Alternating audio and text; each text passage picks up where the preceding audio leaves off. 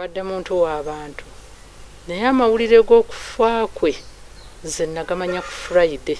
Kamaafa Owero Situ yali atuyise nga tuyinayo meeting y'abakyeyaffe era bwe nava eri nagendayo abawaka ne mbasangawo era ne bambuulira nti bamuwamba babasaba miliyoni 19 era babaga nti bwe muba temuzituwadde temwejjusa.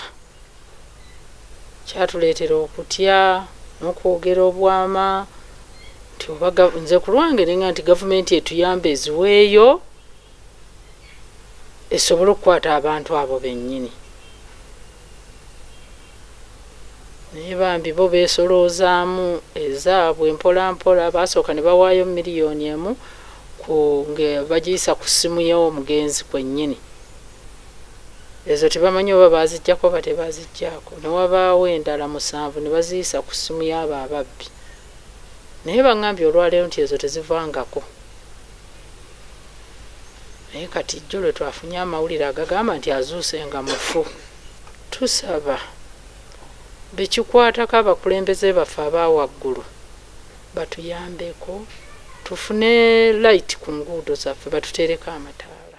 Download the app on App Store or Google Play Store now. Vision Digital Experience, the future of media.